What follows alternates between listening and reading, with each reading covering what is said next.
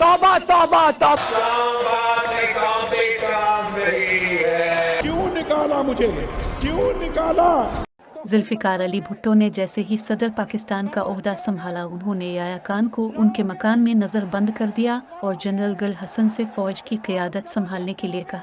इसके बाद उन्होंने आर्मी, बहरिया और फ़िज़ाइया के 44 सीनियर अफसरान को ये कहते हुए बर्खास्त कर दिया कि वो मोटे हो गए हैं और उनका पेट बाहर आ गया है। मशरक़ी पाकिस्तान में शिकस्त पाकिस्तानी फ़ौज को बैकफुट पर ले आई थी और जुल्फ़िकार अली भुट्टो ने इसका भरपूर फ़ायदा उठाया।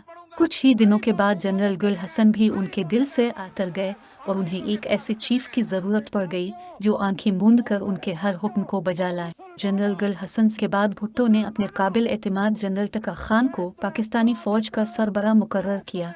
जब टका खान की मुद्दत मुलाजमत ख़त्म हुई तो उन्होंने भुट्टो को अपने जानशीन के लिए मुमकिना 7 लोगों की फहरिस्त भिजवाई।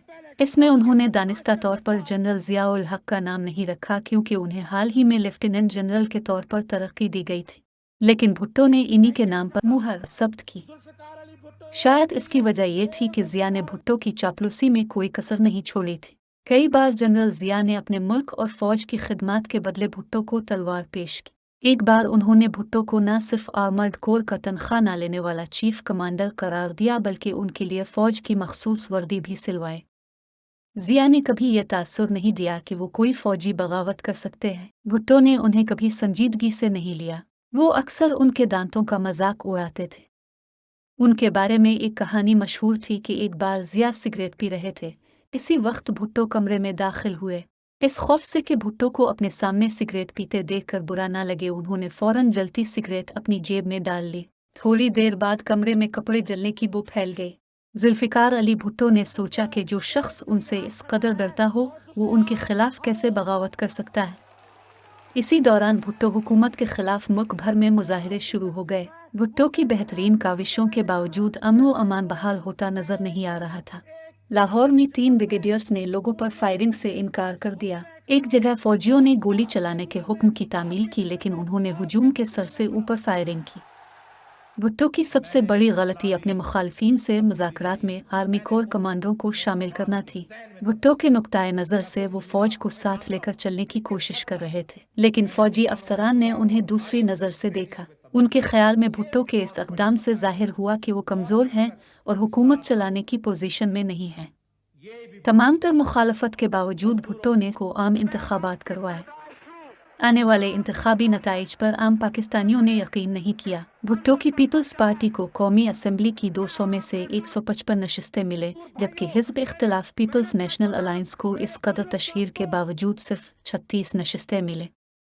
फ़ौजी बगावत से ज़रा कबल भुट्टो और जनरल टका खान के माबैन एक मुलाकात हुई। भुट्टो ने टका खान से कहा, जनरल आपको याद है अपने ज़िया को आर्मी चीफ बनाने की मुखालफत की थी। अब आपको एतराफ़ करना पड़ेगा कि मैंने सही फ़ैसला किया था। अगर कोई दूसरा आर्मी चीफ होता तो वो अमन व अमान का उज़्र बनाकर अब तक ये इक़्तिदार संभाल चुका होता।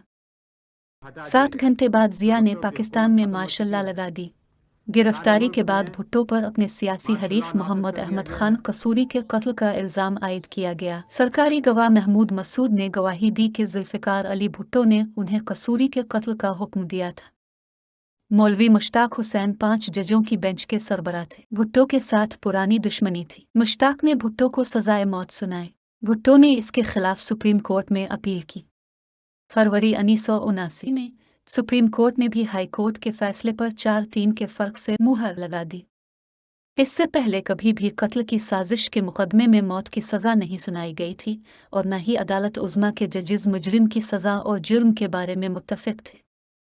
ज़िया ने भुट्टो को फांसी देने का इरादा कर लिया था। आखिर में मामला रहम की दरख्वास्त तक पहुंचा। भुट्टो की एक बहन शहरबानो इम्तियाज़ की जानिब से रहम की अपील की गई। 1 अप्रैल 1979 को शाम को जनरल ज़िया ने सुर्ख रोशनाई में 3 अल्फाज लिखे, पिटीशन अज रिजेक्टेड, यानी अपील मुस्तरद की जाए। ये गुनाहगार फेरो बनने नहीं चाहिए।